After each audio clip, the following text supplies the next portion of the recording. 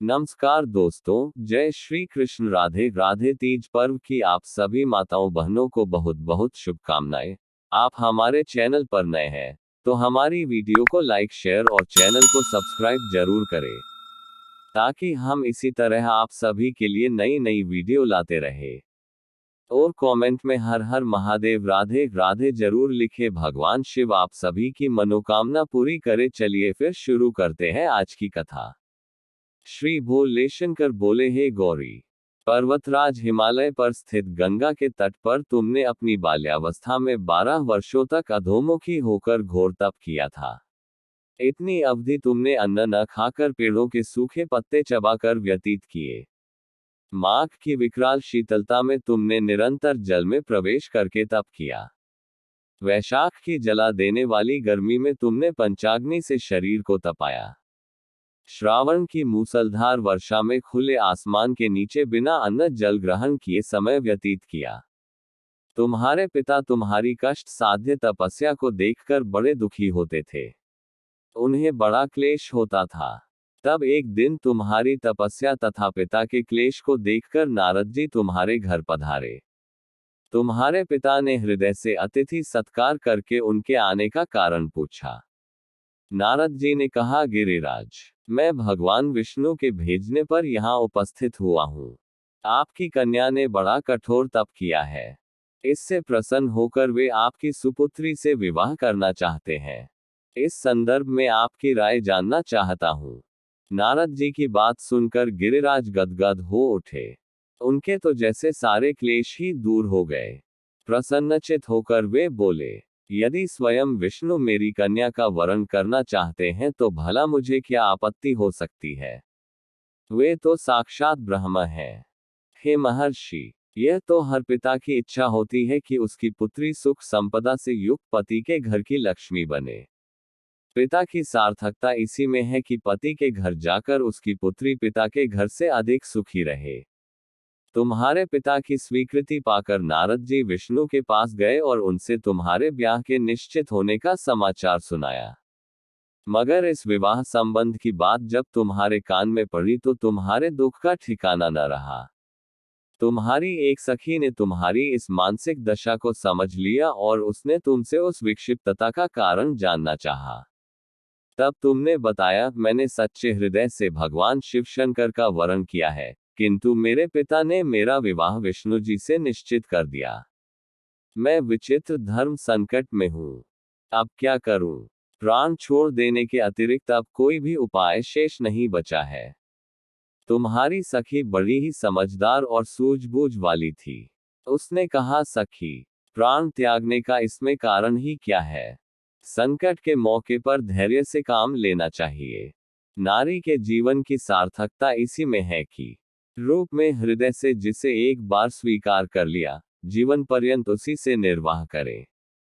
सच्ची आस्था और एकनिष्ठा के समक्ष तो ईश्वर को भी समर्पण करना पड़ता है। मैं तुम्हें घनघोर जंगल में ले चलती हूँ, जो साधना स्थली भी हो और जहां तुम्हारे पिता तुम्हें खोज भी न पाए। वहां तुम साधना में लीन हो जाना। मुझे विश्वास है कि ईश्वर अवश्य ही तुम्हारी सहायता करेंगे। तुमने ऐसा ही किया। तुम्हारे पिता तुम्हें घर पर न पाकर बड़े दुखी तथा चिंतित हुए। वे सोचने लगे कि तुम जाने कहाँ चली गई। मैं विष्णु जी से उसका विवाह करने का प्रण कर चुका हूँ। यदि भगवान विष्णु बारात लेकर आ गए और कन्या घर पर न हुई तो बड़ा अपमान होगा। मैं तो कहीं मुंह दिखाने के योग्य भी नहीं रहूंगा। यही सब सोचकर गिरिराज ने जोर शोर से तुम्हारी खोज शुरू करवा दी। इधर तुम्हारी खोज होती रही और उधर तुम अपनी सखी के साथ नदी के तट पर एक गुफा में मेरी आराधना में लीन थी। भाद्रपद शुक्ल तृतीया को हस्त नक्षत्र था।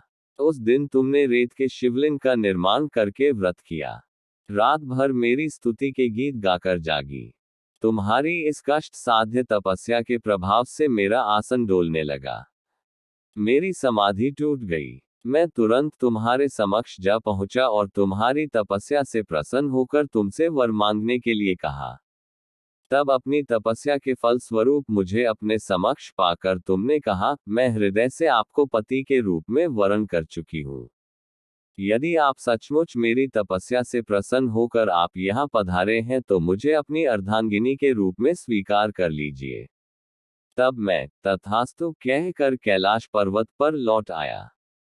प्रातः होते ही तुमने पूजा की समस्त सामग्री को नदी में प्रवाहित करके अपनी सहेली सहित व्रत का पारणा किया।